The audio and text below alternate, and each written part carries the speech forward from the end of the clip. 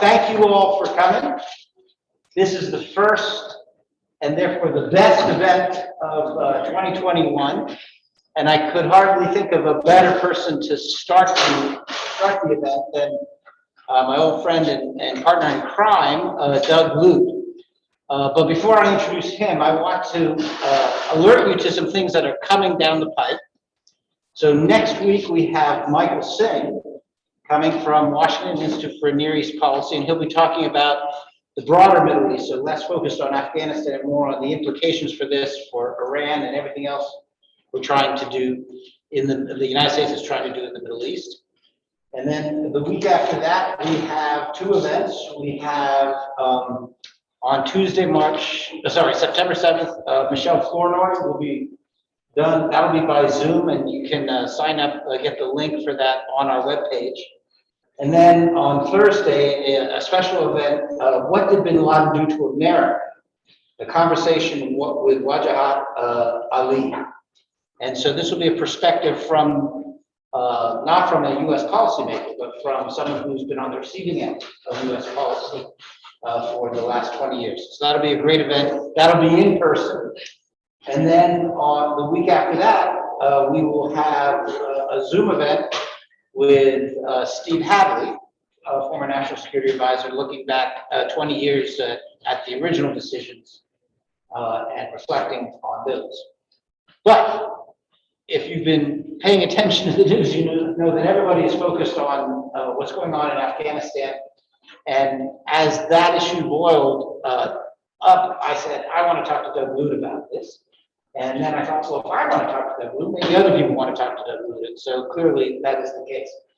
Doug is a longtime national treasurer. He served in the Army for 35 years, I think he was. He's a ring knocker. That means he graduated from the military academy.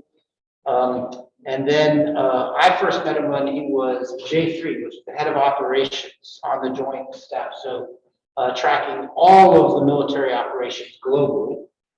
Then he was part of the strategy review team that led to the Iraq surge. That's where we were interacting.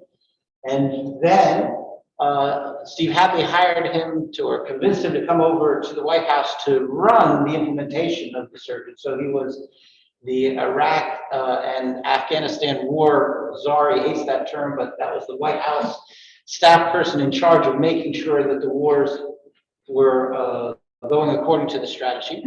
And so I have to interrupt you here. So the press began to refer to this position as the Czar, right? And, it wasn't exactly the name. However, my young daughter at the time said, does this to make me a Czarina? So I gained a lot of credits on the family. So it worked at both.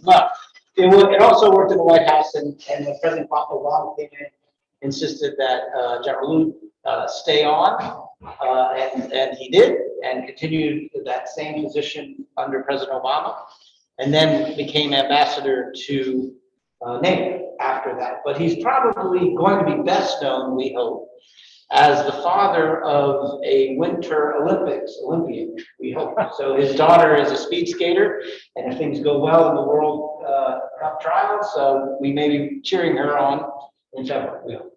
Great. And if you have any doubts of the sacrifice that the family makes, ask him about his 3 a.m. wake-up calls and napping in the ice rinks around home. It's tough service. Okay, Doug, talk to us, put on your old J3 hat, head of operations, and talk to us about the extraordinary effort that's happening right now. The military is executing, primarily the military, the State Department, the whole government, to get folks out. Is that just a typical cleanup in aisle 7, or is that a really big deal? What's going on? Yeah, look, this is a really big deal, and a lot of it's not being fully, I think, appreciated because of all the desperate photos we see and because of the chaos and the tragic situations in and around the airport. But just getting to that airport is a feat of logistics and military superiority that literally no one else in the world can do. I mean, Russia can't pull that off. China cannot pull that off. None of our NATO allies can pull that off. They all depend on us. So what you're seeing here, what we're witnessing, and we'll get to the chaos here in a second, right? Because there's plenty of responsibility to be assigned. But what you're really seeing is the power of the American military to go in, literally secure an island, the airport perimeter, an island of security and order and process that has resulted now, last I heard, with some 80,000 people being evacuated in only a matter of days. It's a logistics, discipline, capability on display that we as Americans should try to appreciate. Now, how we got there, of course, is not such a pretty picture, but it really is an impressive thing.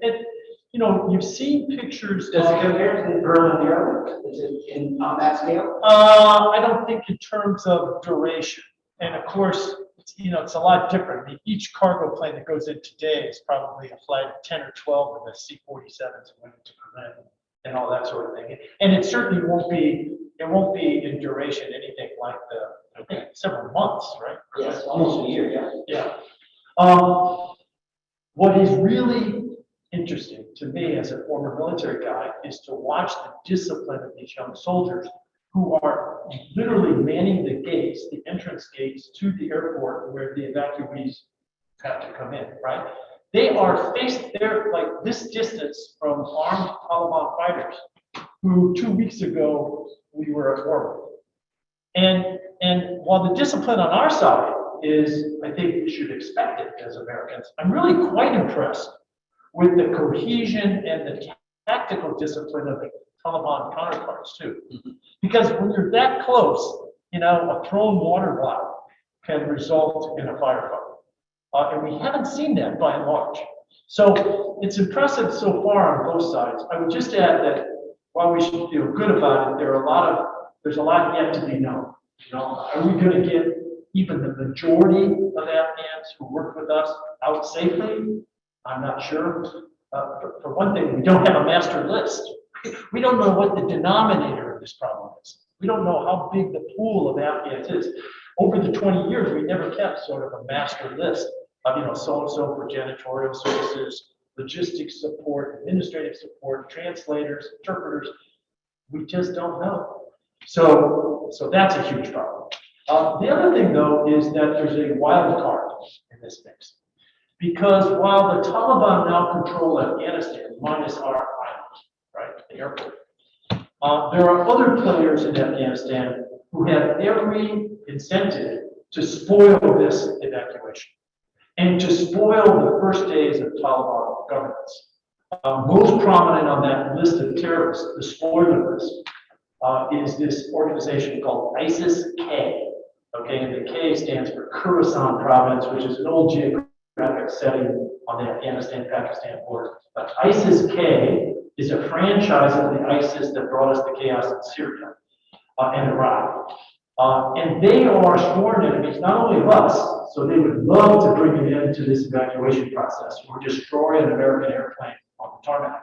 They are also part of the air. Or in the air, yeah. Something catastrophic that would make good photos, right? They are also, however, sworn enemies of the Taliban. So they have a dual incentive to try to spoil this operation. And if you picture those crowds of people, the crush of people trying to get into the airport, that is a terrorist target of first order.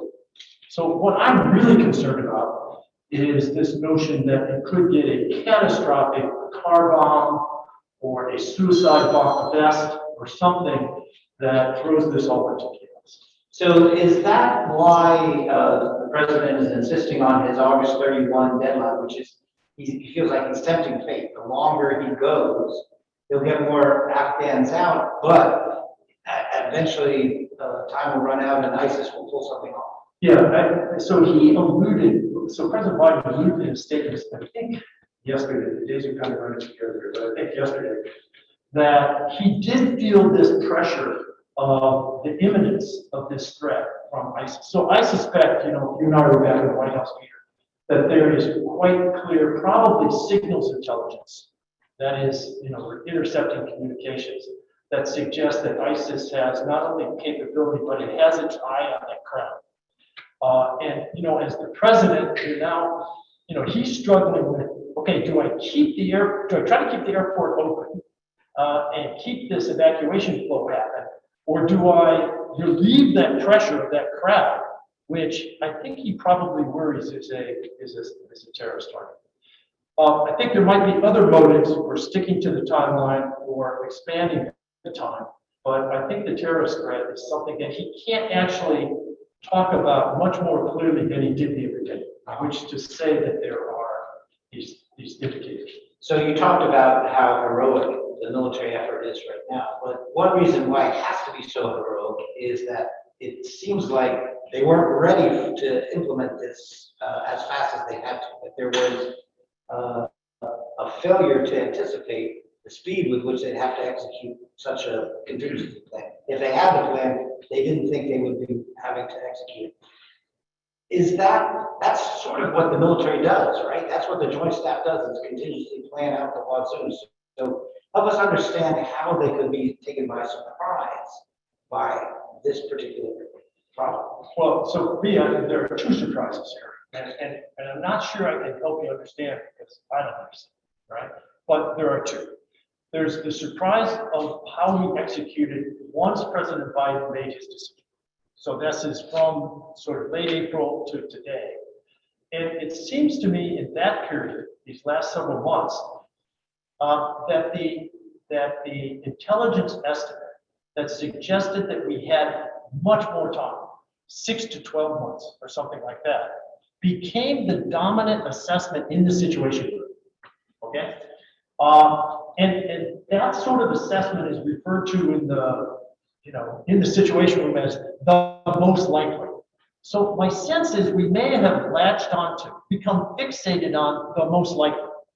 Undoubtedly, in the same situation room session when the most likely scenario was described, the intelligence community would have bought some insurance and described the worst case scenario, which would have been something more along the lines of what we saw, right?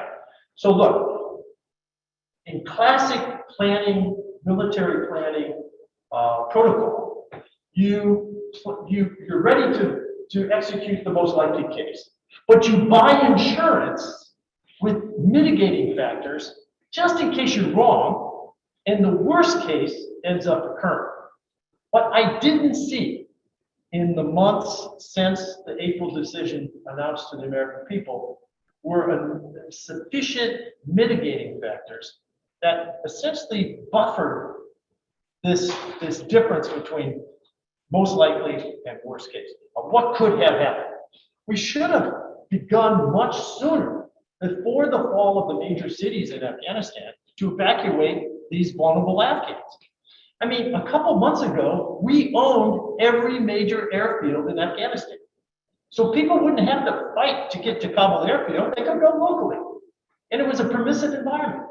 So the should have counter-argument done is that the Afghan government asked us not to for fear of catalyzing the collapse that eventually did happen. In the last 20 years, there have been plenty of times where we told the Afghan government, that's interesting, but we're going to do what's in our interest, right? And I think this is a case that we should have done the same thing. Okay, so that was surprise one. What was Okay, surprise two predates the Biden decision. Remember that it was President Trump in February of last year, so February of 2020, who said he signed an agreement with the Taliban, right? And said, we're leaving, date certain, May 1st, 2021. So 15 months hence, right? So what happened in that 15 months? And the reality is that in that 15 months, we did not slim down the number of people in our embassy.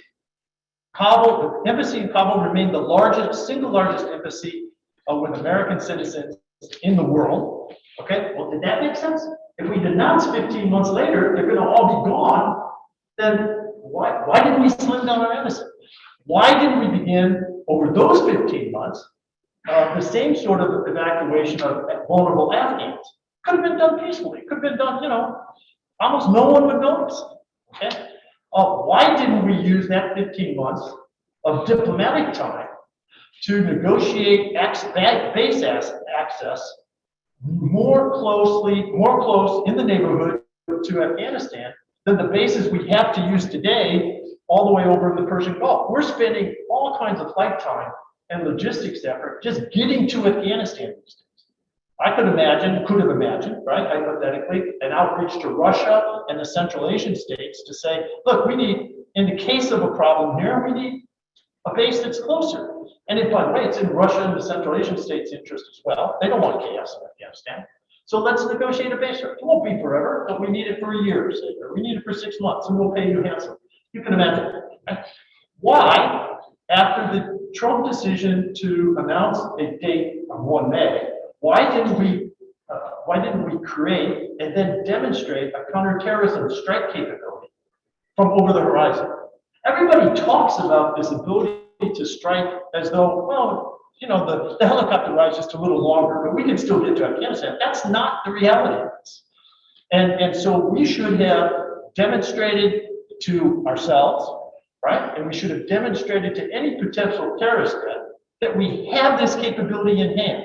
And we had 15 months to build it and demonstrate it. We did not do it. So the result is today, we say we have one, but I don't have full confidence. So there's a lot of work that we should have done before Biden's decision, and then there's certainly work we should have done after. Let me just press back on that. How do you simulate the loss of CIA assets that is the current reality? So when President Biden says we'll be able to do this from over the horizon because we are so good at intel, et cetera, that's Bill Burns follows up later and says, well, it's actually going to be very, very difficult because we're going blind inside Afghanistan. How would you practice going blind to demonstrate? Okay, well, there are different dimensions of going blind with intelligence, right? You need not go blind with signals intelligence, right? Because it's machinery by and large and communication. You can do that remotely. We do it all over the world remotely. Sometimes we get in trouble when we do it here domestically, right? So we have that capability. The really critical intelligence, though, that gives you the precise targeting for a terrorist target is human intelligence. So this is agents talking to agents, right? And typically those agents look out at the capital cities, outside the embassy and so forth. I think we didn't imagine that the embassy as a whole would shut down and evacuate. So we imagined that we would still have human intelligence because of the CIA presence there. However, this also suggests why it would have been smart to set up a base nearby, because you can run human intelligence agents, you can run spies from next door, right? So if we were in Uzbekistan, for example, we could have run human networks, human intelligence networks. The only reason that I can assign, based on sitting down in the cheap seat, not the cheap seats, Duke, but the cheap seats back in Washington, is simply that we got fixated on the most likely, and we didn't buy sufficient insurance against the worst case. So it wasn't just most likely; it's also the most favorable. And I wonder if that isn't part of it, right? The assumptions under which the plan was operating until about 3 weeks ago were also very favorable to this plan will work nicely for American national. Right, you have 70% of the American people saying, agreeing with Biden's decision to withdraw, right? And with that kind of public backing and everything else that's in the president's inboxes these days, so COVID, the major legislation he's trying to get through and so forth, maybe the best case sounded pretty good. Or the most likely sounded pretty good. So let's work backwards. We're going to keep going backwards till we run out of time. Let's go backwards a little bit to the Trump deal with the Taliban. Was that a good deal? Was that something you would have pushed for at the time? The military at the time were hesitant about it. State with Pompeo and Khalilzad were much more favorable. What was your take on it? I think it was the only deal available at the time. So the question is really binary. Would there be a deal, or would there be that? Would there be no deal, or would there be this deal? And the reason for that is that by February of last year, we had very little leverage left with the Taliban. In February 2020, when this agreement with the Taliban was signed, the Taliban had at least 7 or 8 years of consistent progress on the ground, both militarily and politically. So Afghanistan was slipping and has been slipping for a long time. It's just that most of us in the room haven't been paying attention. Most of America and most of Washington has not been paying attention. We look at the events of the last couple of days and we say, my God, the place has exploded. This was an unexpected explosion. Well, actually, this was an implosion because the Afghan state collapsed, both the security forces and the government, right?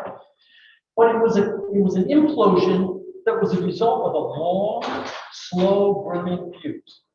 And this fuse goes back years during which the Taliban has gradually created space for itself, largely in the rural Pashtun areas in the south and the east, and Pashtun pockets in the north of Afghanistan. But they have gradually begun gaining influence. They have gained influence where the government could not. So they filled a vacuum. They filled the vacuum for anti-corruption measures. They filled the vacuum for local justice, dispute resolution, land rights, livestock rights, the things that really matter to those rural communities. And, the inability of the Afghan government to deliver and the Taliban to that segment of Afghan political society has been in the Taliban's favor and part of the slow burning fuse for years and years. Yeah, so you're calling the slow burning fuse and slow decline, but it also, I'm now picking the times from 2015 to 2019, 2020, okay?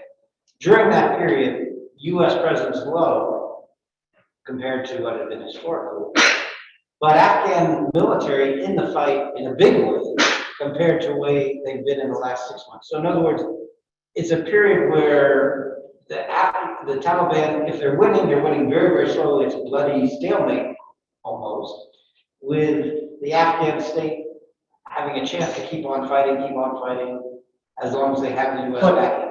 So okay, you understand where I'm going with No, I do. So in the period that from here looked like a stalemate, and a stalemate that could be sustained at reasonably low cost for us, right? We weren't losing a lot of guys. The cost had gone from 120 billion a year in 2010 and 2011 for US presence to like 10 or 20 billion a year.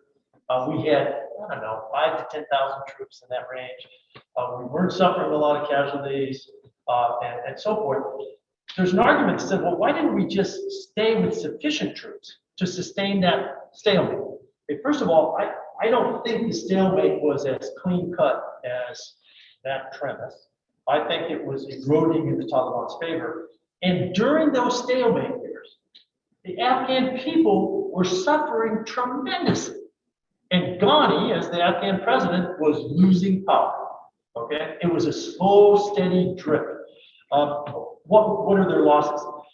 The UN reports that in those years, roughly 2015 to today, the Afghan civilian population suffered 10,000 casualties a year. So 10,000 killed and wounded. The Afghan security forces suffered another 10,000.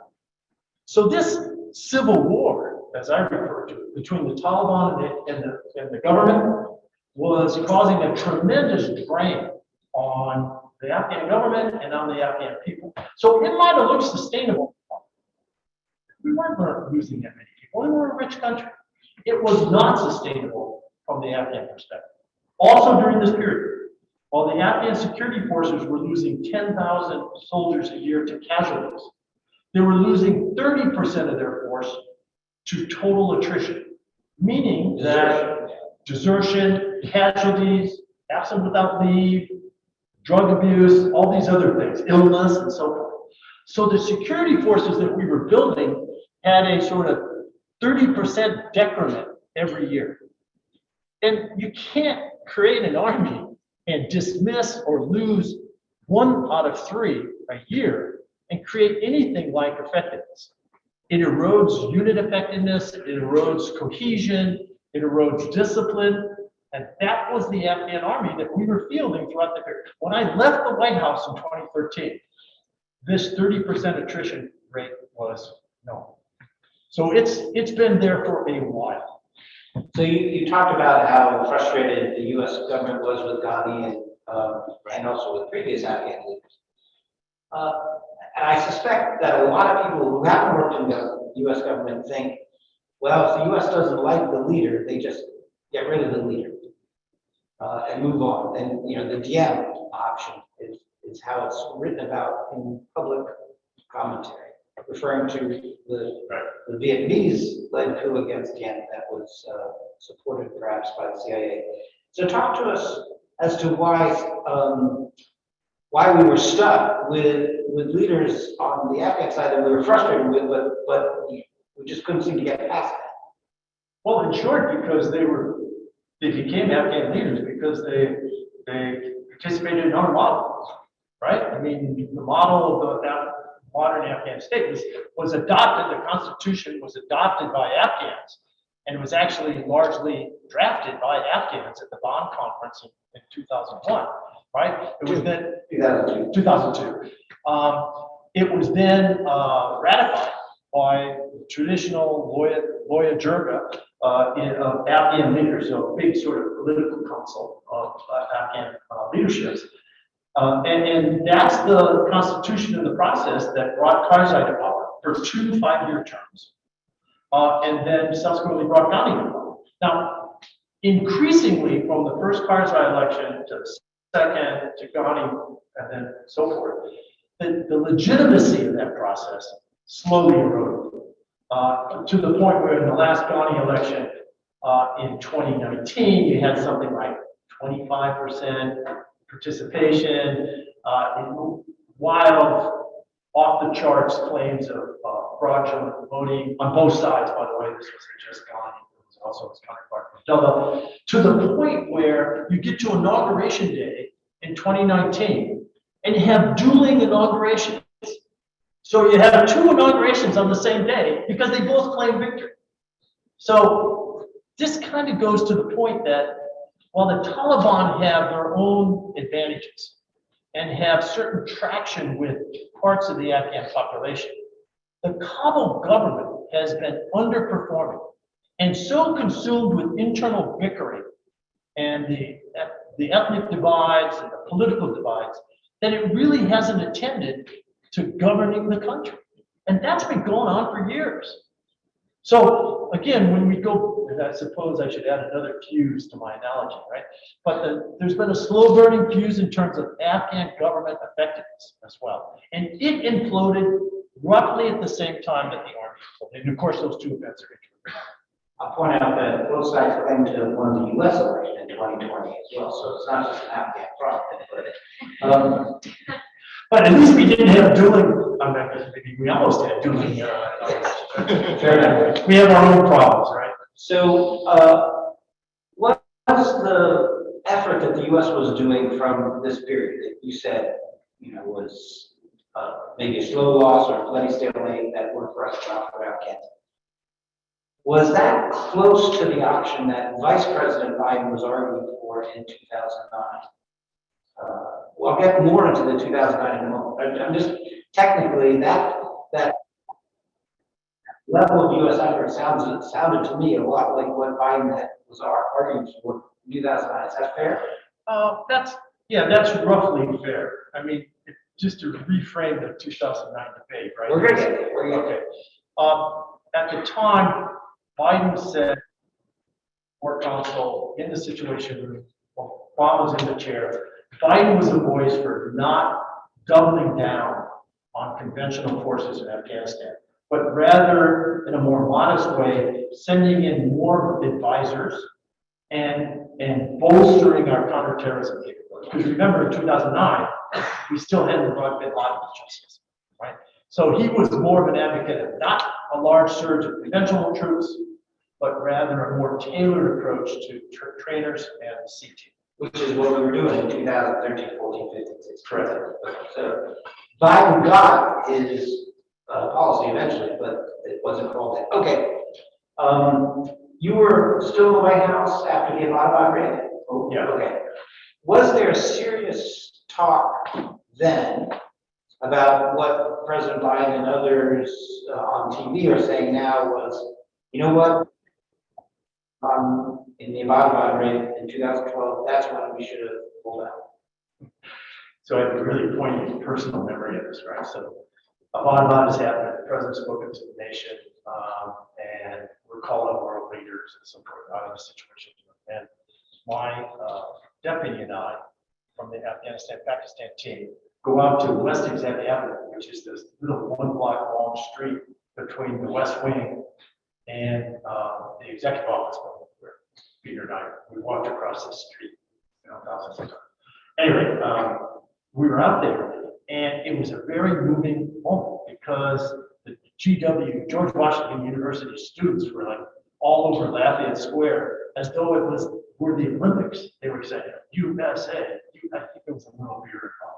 Okay, but anyway, there was this exuberant outflow of emotion, because of the announcement on the line. And I turned to my deputy at the time, I said, John, if we're ever going to go out and get out of Afghanistan, this is it. We should take this exit ramp off this highway that we built in Afghanistan. We should turn our turning signal on and take this exit ramp because for the point you suggest, Peter, which is this is why we went to Afghanistan. And we've been there for 10 years.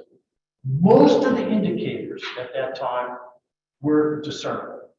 I mean, not crystal clear, but there were indicators. And that this is where we should turn the corner and we should get off this highway. And of course we didn't. One reason you didn't, I suspect, is the argument that that would be a lot like what we did in 1989 after the Soviet invest in Afghanistan, get the Soviets out of Afghanistan, then we go home, as if Afghanistan doesn't matter anymore, and we get to 9/11 afterwards. So wasn't there an argument that we have to stay, because the mission was get at Bin Laden, but then also ensure that Afghanistan is not a breeding ground? Yeah, the problem here became with the precision of the national objective. Because our objective under Obama was Al-Qaeda focused. It was disrupt, dismantle, and defeat Al-Qaeda.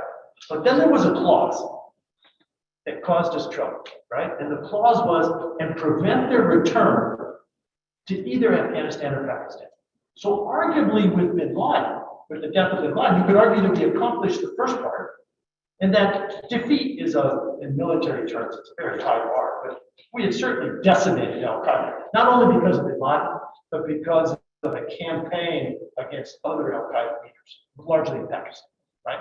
So we had decimated core Al-Qaeda. But the question was that clause, that troublesome clause, which said, and prevent their return. And the argument was the only way to prevent their return, unless we were going to stay there forever, and we didn't imagine that, would be to create an effective, self-sustaining Afghan state, right? So that, even in under Obama, who came into office very much focused on Al-Qaeda, there was this notion that we have to leave behind a viable state because of the potential that Al-Qaeda may return. And of course, this nation building or state building exercise predates Obama. But even Obama had that troublesome clause. And that's why I think, we found ourselves staying from 2011 to today. So let's now get to 2009, which was, you spent days and days on the Afghan strategy review in the basement of the White House. And I remind you that Michelle Flournoy will be joining us in 2 weeks. So one of my questions is, what should I ask Michelle? So let me answer that first. This is easy, right?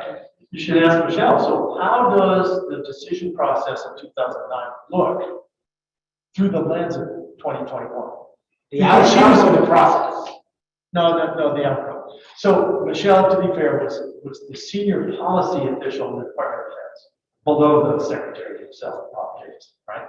And in that policy role, she sat through most of these review meetings and was an advocate for what the military was proposing, which was to surge another 40,000 troops on top of the 60,000 or so that we already had there, and essentially double down on counterinsurgency.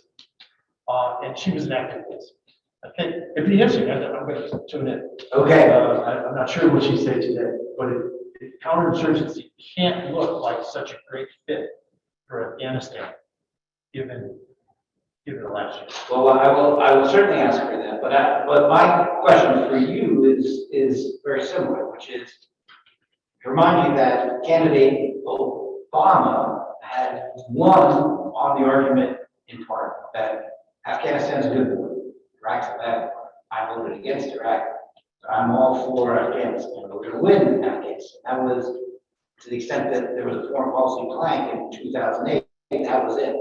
Then there was also the recession, but it was especially on Iraq versus Afghanistan. We're going to win in Afghanistan.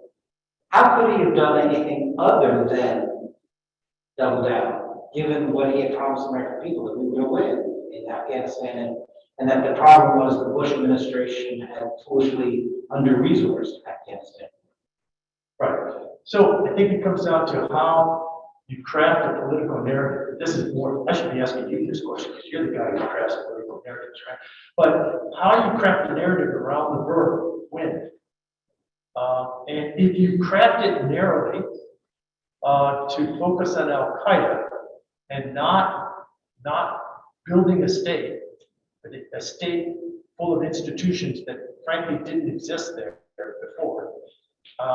And if you focus narrowly, I think you can say, and I mean, look, I talk to veterans groups often, and these are groups who come, the first question, and often the last question in such groups is, was it worth it? Right? What did we accomplish? Well, if you focus on what we accomplished against Al Qaeda and protecting ourselves, it's a much different score that we can give ourselves than if we judge it against delivering a new Afghan state. So what he could have done is craft a narrative, and it wouldn't have happened the day we got bin Laden, right? But in the weeks and months that followed, you saw Obama gradually, perhaps too gradually, narrow the objectives from the sort of overreaching, very ambitious state building required in counterinsurgency, right? And narrowly bring us down, scope us down to simply advising and assisting and training the Afghan forces. Now that's the problem. Undoubtedly, this is Peter Feaver's next question. What happened to those guys, right? We can talk about that.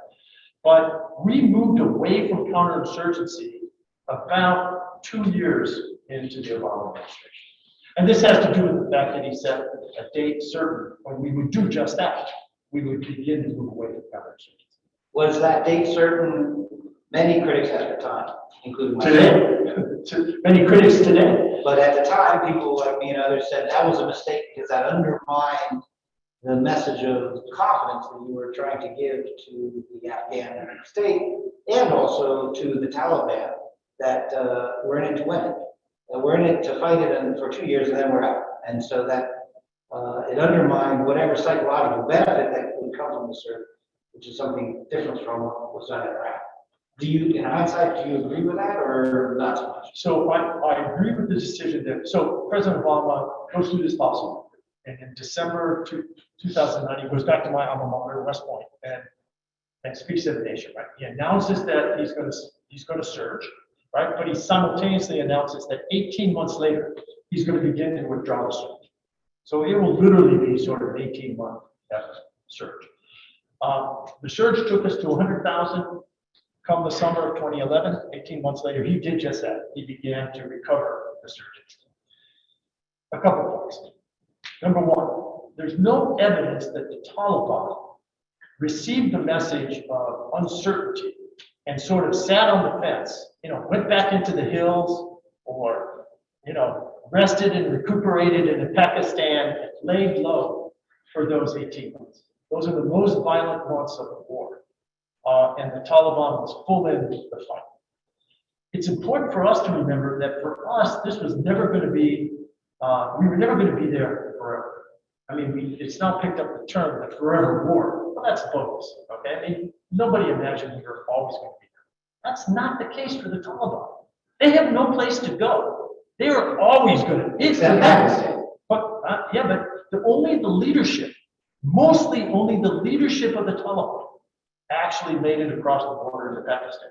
The foot soldiers of the Taliban are Afghan And they fought predominantly within walking distance of their home village, 10 kilometers, 6 miles. You guys probably run 10K races, right? That's the Taliban fight.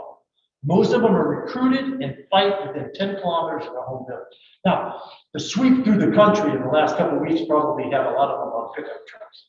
But this is not this is a foot-paced, light infantry fight. So they had no place to go. And it for them was always going to be existential. It was never existential for us. It was always going to be existential. So let me pick up the thread you dangled about the Afghan security force that we were building, Right. which is, roundly criticized. We've had Zapko here. Oh, you have? Not this year, but in previous years, who was the Inspector General, who was, florid in his critique of the kind of military we were building, and he says it makes no sense. But let me ask you, does it make sense if you're fighting the Taliban that are light infantry? Doesn't it make sense to create a force that would have air power which would give them the advantage that they need over the Taliban? Which is why we built them on our model, one that could use close air support, etc. Well, so look, I left a smaller session earlier today, and we spent most of that hour talking about the Afghan National Army and police.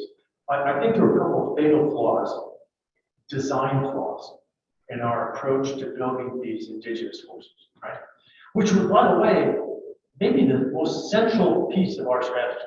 Because without them, we would always be there, right? We would have no choice. And so this was one of the pillars of our strategy to build capable Afghan forces.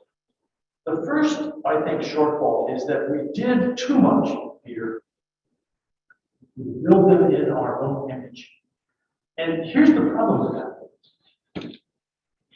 The human capital and the capacity of the Afghan state mitigated against that, right? I argued against that. Why? 80% illiteracy, rampant drug abuse, a political culture of corruption, okay? Endemic, all the way down to the bottom. So for us to lay out the clean sheet of paper and imagine that we're going to build a force like ours in our image, given those underlying conditions, I think was always, a bridge too far. That's another one. So I think that was a big problem. In the course of trying to do this, we provided these capabilities that we believed they needed, but could not provide themselves. So we provided them. We gave them access to the intelligence from our drones. We fired precision munitions. We gave them close air support. We ferried them around the country in our helicopters for years and years and years. Why? Because we couldn't create their air force. We couldn't get the pilots, right? We would select the pilots, we'd send them to some air base in Texas to train them, and they'd defect. They'd disappear, okay? They'd seek asylum. So, when you're trying to build a logistics system, how do you do that when the force structure has 80% illiteracy? How do you do inventories? How do you do supply rates? How do you do consumption rates? How do you do delivery schedules? So I believe that we overreached in our image of the Afghan army. We tried to build one that looked like us. When that proved slow and problematic, we substituted our capabilities, and they got used to working on our capabilities. We got used to providing our capabilities. And the bottom line is that all the way up until the end, really, when they collapsed, right, they were still dependent on our capabilities. So we made them dependent on us. An alternative model, not one that I was bright enough to think about and offer and argue for at the time, would have been to find an approach that was more decentralized, village-based, localized, where the Afghan army could stay basically on its home turf and fight the Taliban on that basis. So actually an Afghan army that looked more like the Taliban than us. It should come as no surprise to us that we failed in this effort to build an Afghan army in our image. It's just not, it was not in the cards. And in my view, I mean, some argue, well, we could have just stayed there, right? We didn't stay long. We could have tried harder. You're not going to change the literacy rate of the force by staying there longer and teaching basic English and so forth, right? And so I don't buy the argument. I think we bear a big responsibility, a major responsibility for the design of the Afghan forces and then allowing it to become dependent on us. So that leads nicely to the Craig Whitlock question, who is, as you know, a reporter for the Washington Post, writing a book that basically says all that stuff was known, all of those critiques were known, and the Bush and Obama administration just lied to the American people about that fact. In the sitting room, they were telling the truth to each other, maybe, but they lied about it. Do you think that the administrations you served were candid enough about these problems? We were not candid enough to one another, but I'm not party to and did not witness deliberate deception or lying to the American people. I mean, I think if you go back, and we can explore this, right? And Whitlock does, by the way. This book comes out on the 31st.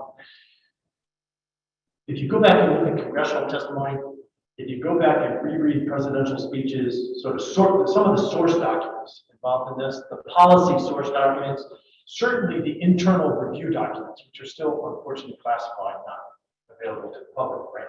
But when they are declassified and made available, I think you'll find a sort of, on the one hand, on the other hand, balance of assessments and so forth.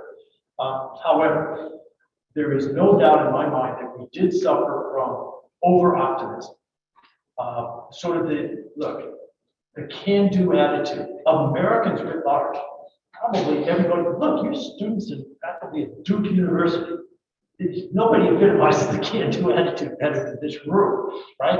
But the American military does as well. And when given a mission, they're not quick to say, well, okay, I kind of got it, but I really like you to reconsider. Maybe you should tell me to do this. Maybe you could take a little lighter over here. They're not into that. They're into execution.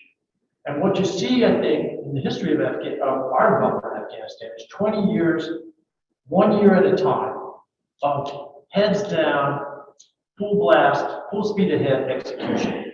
And when you're in that mode, when you're taking this at 1 year bites, which is literally what our tour duties is for 1 year, right?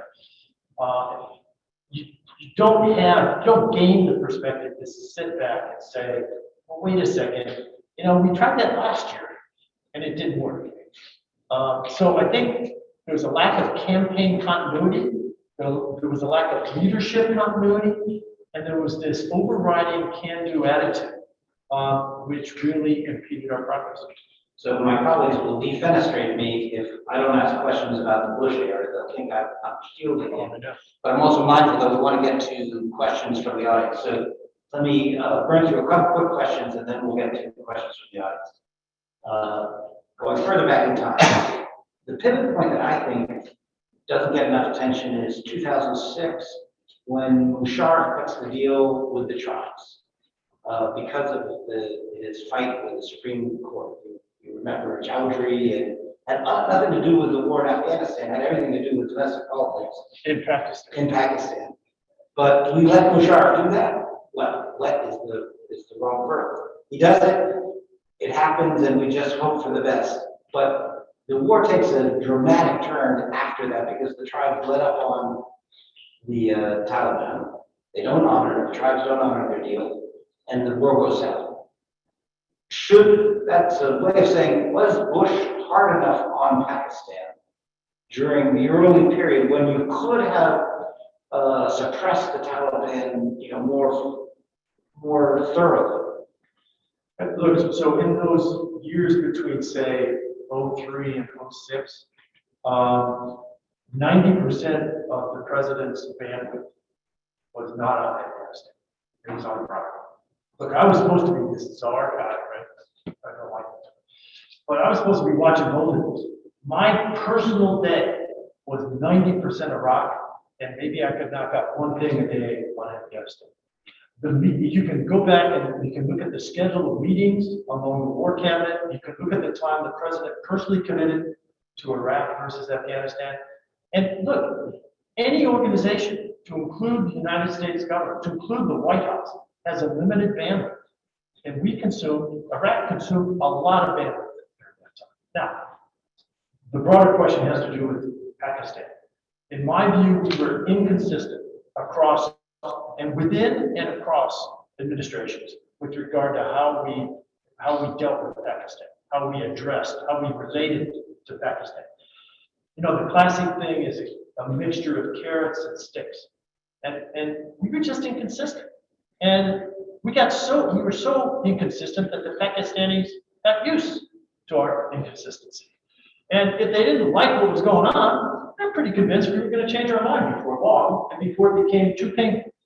So we did not effectively over administrations, and even as I say, within administrations, remain consistent with a message, a set of demands, if you will, or requests of the Pakistani government, and then consequences if they didn't, consequences either positive or negative. And the result is that, frankly, our 20 years in Afghanistan is largely a 20-year history being played by Pakistan. So let's go back still further. A lot of people say pundits now are saying, man, it was a mistake to even go in October 2001. That was the original sin, if you will, was invading Afghanistan. That we should have known it was the graveyard of that party. Do you buy that critique? Or no. Look, I worked in the Pentagon at 9/11. I was at that time a colonel, and I was the personal assistant for the chairman of the Joint Chiefs, Hugh Shelton, great guy, North Carolina. And we were on a plane early that morning before the attacks, making our way to a meeting in Europe. Okay, we got the news as we were approaching the European landmass that a plane had hit the tower, the first plane. How can that possibly be? It was a crystal clear day. We had flown over Manhattan on our path, right? Not long later, second plane, we turn around and we go back, we fly through the smoke plume of Manhattan and land at Andrews Air Force Base and go immediately to the western yard of the Pentagon, which is still burning. Okay, so in that environment, where we had been struck not only in the financial center of America, the Twin Towers, but also the military center of America, the Pentagon, and we had no anticipation of that. The first instinct of the central government, of the federal government, was, what else don't we know? And what else, what's the next surprise? Where's the next attack coming from? And so we went to Afghanistan. And why? Because that's where bin Laden was, the Taliban had offered him safe haven there, and he was there. Was there a deal to be cut with the Taliban then? So all right, so let me get to that in a second. Some would say, well, so how did that, sort of seeking vengeance or justice against Al Qaeda lead to 20 years in Afghanistan? There's a point there, right? We've lost sight of our. Let's unpack 9/11 for a second. The mastermind of the 9/11 attack is a guy called Khalid Sheikh Mohammed. He's in Guantanamo, right? He plotted the attacks from Karachi, one of the largest cities in Pakistan. He wasn't in Afghanistan, and yet we occupied Afghanistan. The Mohammed Atta band of 19 hijackers formed in Hamburg, Germany. We didn't go to Hamburg, Germany. Okay? They took flight training in Florida and Arizona.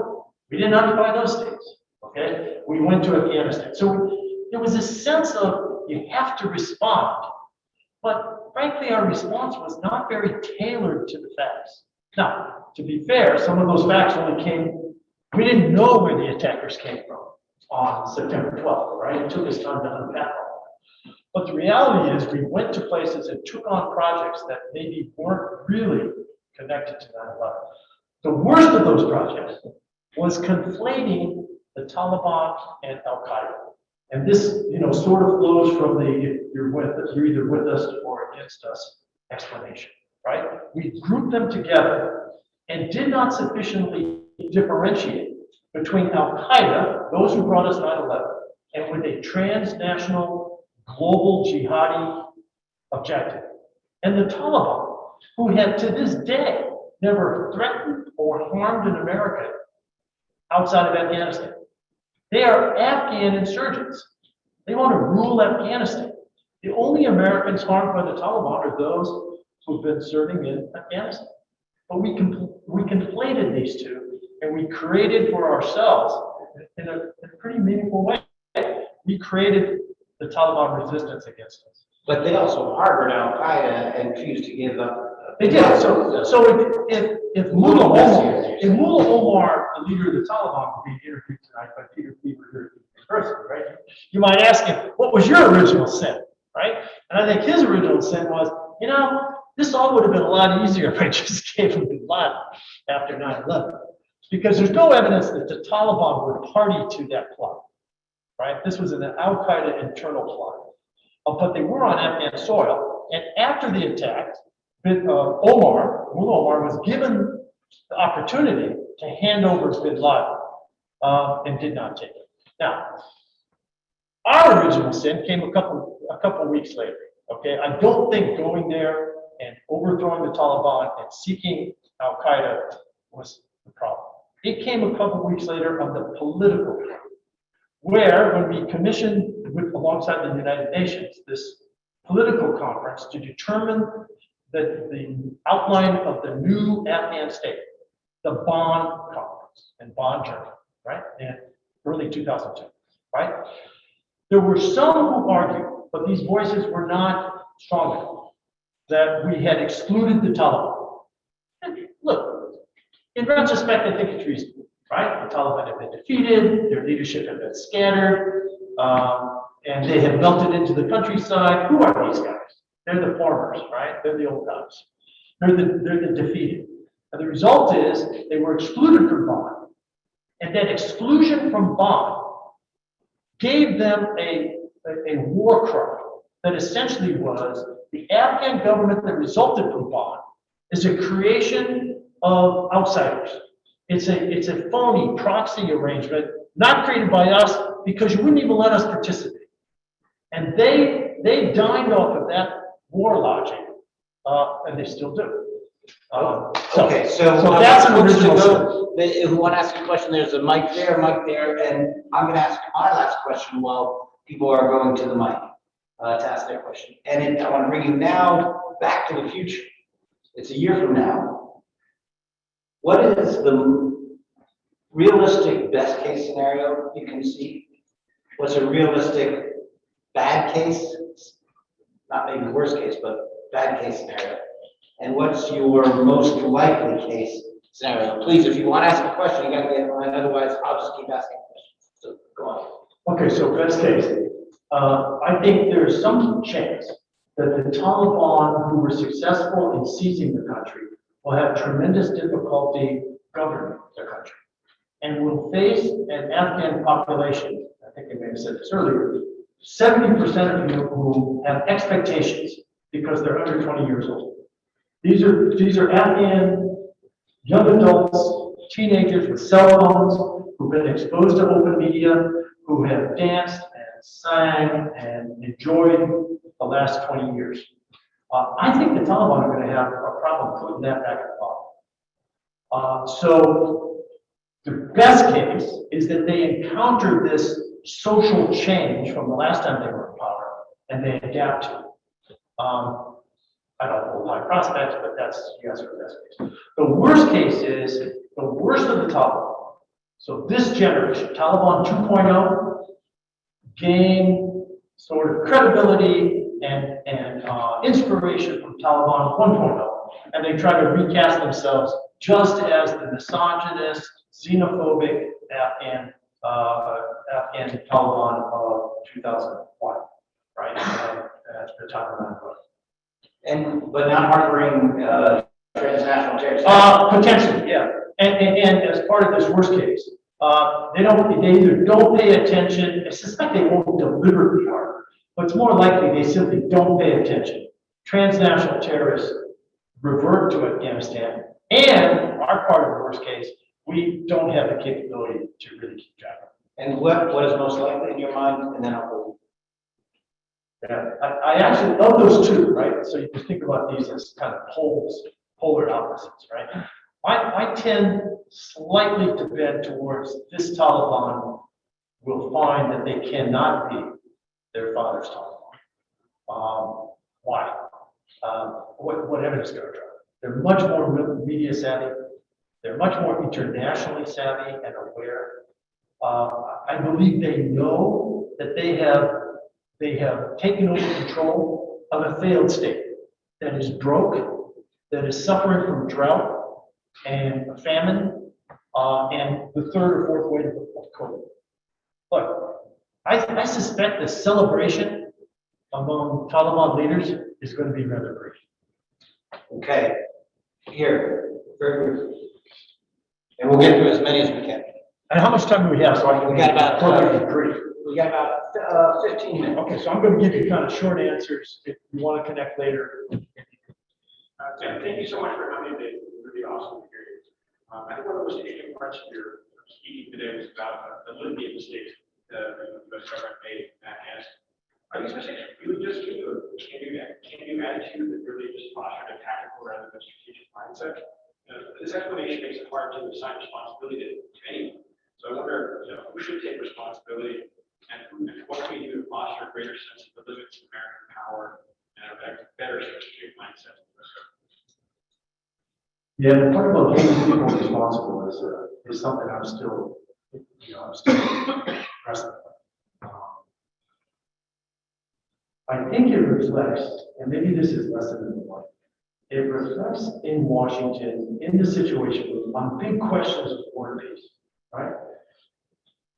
An insufficient understanding of what strategy is. And in classic terms, as military officers, we learned that strategy is the connection between ends, ways, and means. That is, what you're trying to accomplish, the ends, right? How are you going to go about it? The methods, the means. So counterinsurgency would be a way, right? And the means, the resources. And what really happened in Afghanistan at the strategic level is that we set very lofty, ambitious goals, and we never really assembled the ways and the means to accomplish them. And that was okay, because, we're a rich country, and we can do this.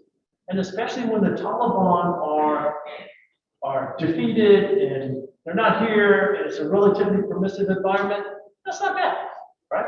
But over time, that gap between what we were trying to accomplish and the resources we were willing and able to commit, partly because of Iraq, right? It just became a yawning gap. So it's not just can do, it's a fundamental thinking about how we build strategic thinking at the national level and then hold ourselves to do it. And there's some pretty fundamental lessons. Here. Hello, my question is, how do you see the Taliban takeover affecting Pakistan? Yeah, I mean, if I still had connection with senior Pakistani military leaders, I think they will feel threatened. And the reason for that is that the Afghan Taliban is closely aligned with, but not yet allied with, the remnants of the Pakistani Taliban, which not that long ago moved within 30 miles of the Pakistani capital, assassinated President or Prime Minister candidate Benazir Bhutto, right? So Pakistan had its flash here with the Taliban, its own Taliban. The worst situation for Pakistan is chaos in Afghanistan that promotes an alliance between the Afghan Taliban and the Pakistani Taliban. It presents them with a fresh, internal, domestic Taliban threat. While all the while, the threat they really want to pay attention to is not to the west, but it's India to the east. So I think the leadership of the Afghan or the Pakistani military must be concerned these days about uncertainty and threats from both fronts, east and west. Here.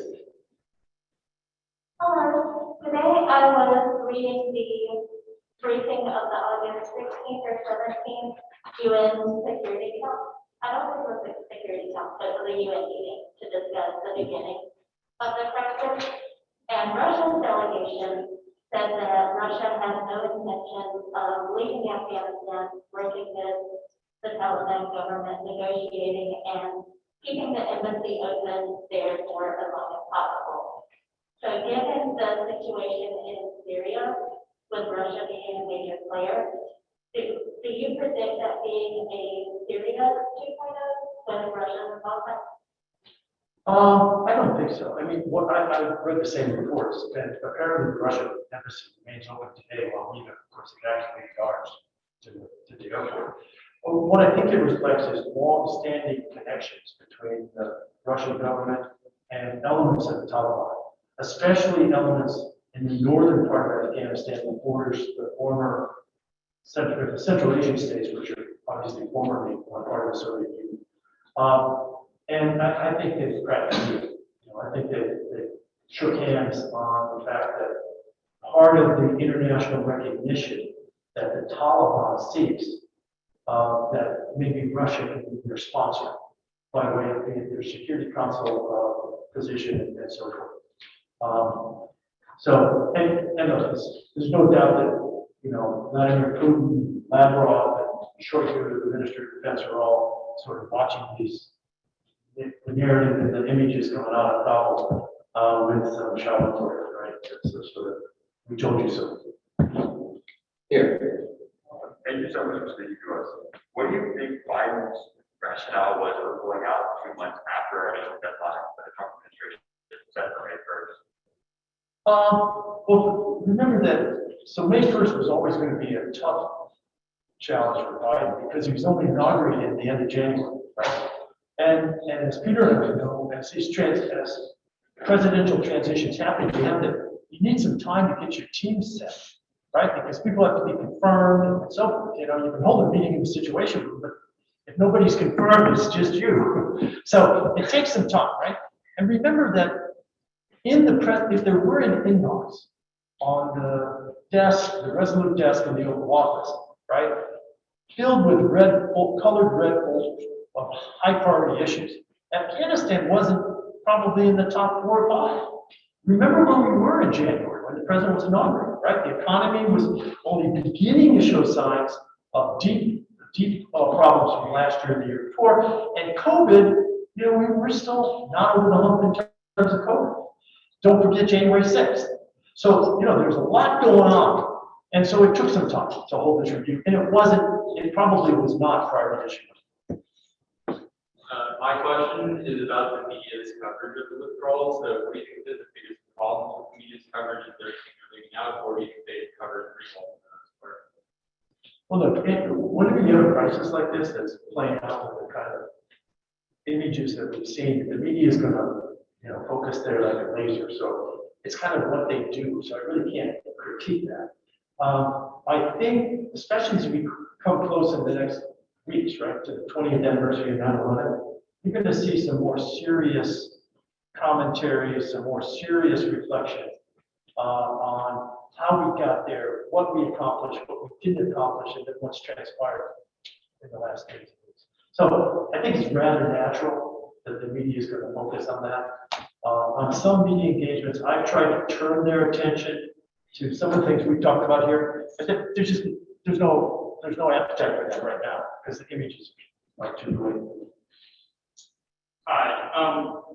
So I was wondering, because you talked about how we might have pursued a more decentralized strategy for the Afghan military. Kind of in line with that, do you think a more decentralized approach to building an Afghan government might work better?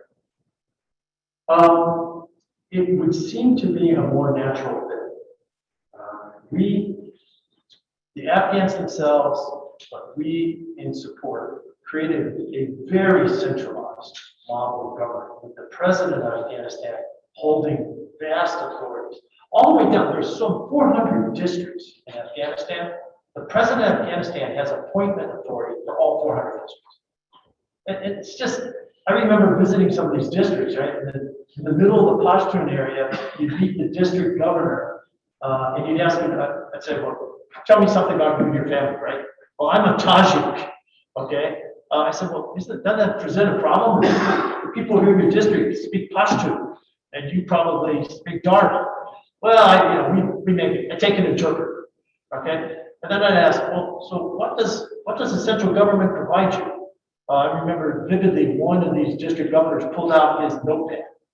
That's what the central government had given him as they dispatched him to be the governor of that district. So Afghanistan is a very tribal-focused, family-focused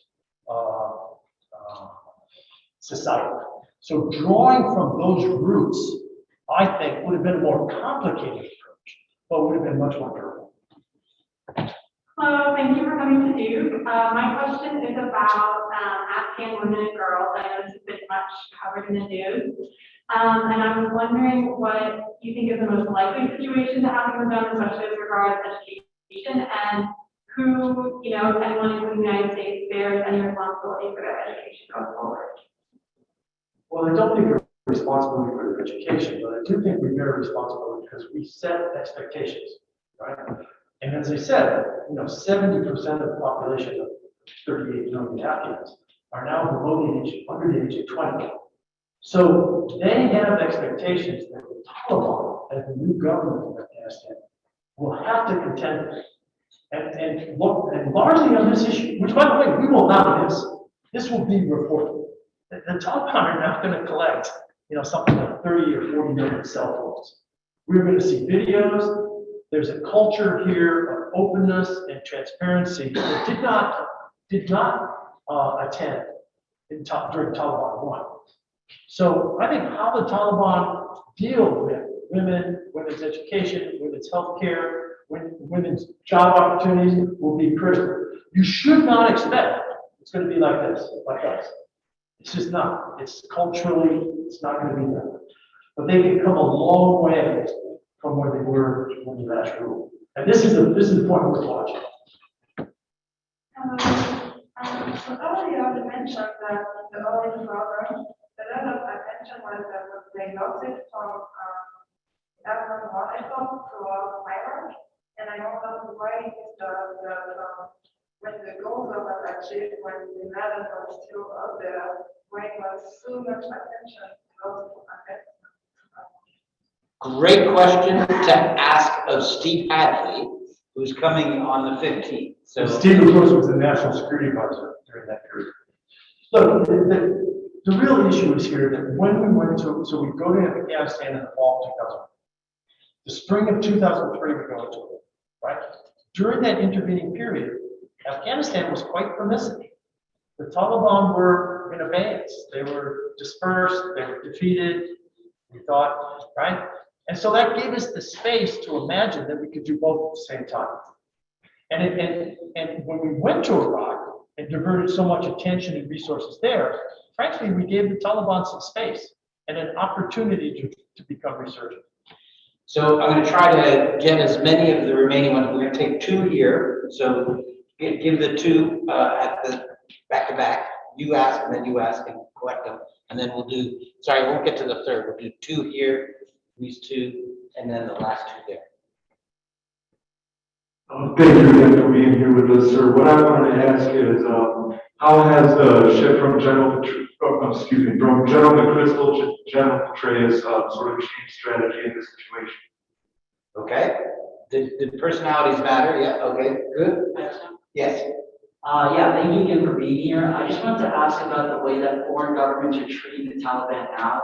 For years, we considered them a national security threat, and now we're engaging with them as if they're a legitimate Afghan government. What's the calculus that goes into that, and do you think that legitimization is dangerous? Yeah, so personalities do count. The challenge, I think, for both of them is that both were only in Afghanistan for about a year. And frankly, you can't learn Afghanistan in a year. So one common feature is that they were there simply too short a time. They were both proponents of counterinsurgency, so there's no question about that. And then, I'm sorry, it was yeah.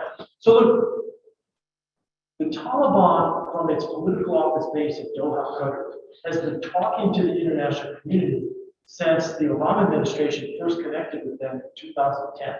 So they've got 10 years of international exposure, not recognition, right, as a shadow government or anything like that, but exposure. They have visited capitals, they've been to Beijing, Moscow, and Tehran, okay? They are much more politically and internationally savvy than Taliban 1.0. And I think that's going to be very important to them, because if they hope to get international resources, so financial assistance, humanitarian assistance, recognition perhaps, right? They're going to have to be more responsible as the governments than they were last time. So this would be the other thing to watch. Who recognizes them? That would be interesting. Let's take these two. I was wondering if you could speak a bit about what you think China's next steps will be and how the US will respond if China increases their influence in the region, especially considering the trillions of dollars of minerals in Afghanistan and potentially the largest lithium supply in the world. Good evening. So I was wondering, from your experience with U.S. political or military leaders responsible for reconstructing the Afghan military in our image, and when they were doing so, do they understand that it would necessitate our continued presence there for their continued success? And lastly, was there an element of influence from the military-industrial complex that benefited a lot financially? Yeah, so I would put the weight of the responsibility, take a reversal. The weight of the responsibility on the U.S. military, because the one part of the civil military campaign that was almost entirely in the military realm was the building of the security forces. The civilian leadership bears some responsibility, because their job, of course, in our system, civilian control of the military, is to overwatch them. So I think the military bears primary responsibility, but the civilians, to include congressional leaders, bear some responsibility and insufficient oversight. And then on China, look, China's got two interests, in my view. The one is the potential for mineral access to Afghan minerals. The problem there is that's probably 10 or 20 years old. I mean, there's no sort of lithium mine that they can go and buy and take over, right? They actually own a copper mine. They haven't mined any copper out of there in the last 10 years. So there are reports of mineral deposits, but there's no railroad. There's insufficient electricity. There's no infrastructure to actually get at those minerals. The second, though, is China's own minority Muslim population, the Uyghurs, which are grossly and I think inhumanely suppressed right now. China must worry that instability in Afghanistan could bleed across that narrow border with Afghanistan and infect or affect their Uyghur challenge. Last two questions. Hello, thanks for being here. I would like to ask you what the effect of the Taliban takeover will be on the international security, and briefly your opinion on whether the United States will win or lose its war in Afghanistan. Great, Ambassador. I wanted to ask about that troublesome clause you mentioned. At what point is there any opportunity for feedback on saying this just isn't going to happen the way you think it is? So again, I'll take it in reverse order. I mean, I think Biden's decision to withdraw remove that clause. I mean, all of his announcements, his contact with American people have featured a reminder that it was Al Qaeda that brought us there. And so if Joe Biden were if we were still in Afghanistan, or we decided to stay, he would rewrite that. He would eliminate that clause. Because he doesn't think it's inside our vital national interests. So in a way, in practice, he's sort of cleansed that clause. And I'm sorry, I lost track. The impact on the international security, Yeah. and whether the United States will win or lose its war in Afghanistan. Yeah. So win or lose depends on the definition of what you were trying to achieve. If you focus on Al Qaeda, I think the 20 years was productive, and we're safer today than we were. Okay? If you expand that definition to include create an effective Afghan state, that doesn't look like it. The effect in the international community. I don't think immediately there'll be an impact. There's a potential for refugee flows and so forth, but that's largely going to affect the neighborhood, probably Pakistan and Iran. Most significantly. There's probably a humanitarian, I think there's a looming humanitarian disaster in Afghanistan because you don't really have a government. You have the Taliban and its flag, but you don't have anything that's like a government. They're broke, they have no resources.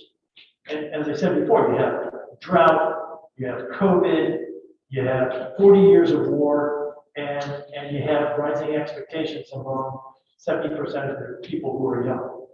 Man, that's not a country I want to run. Okay, so I think they're going to turn policy.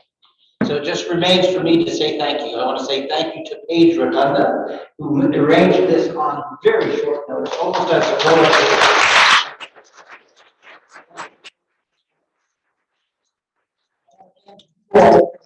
Coming and asking such good questions.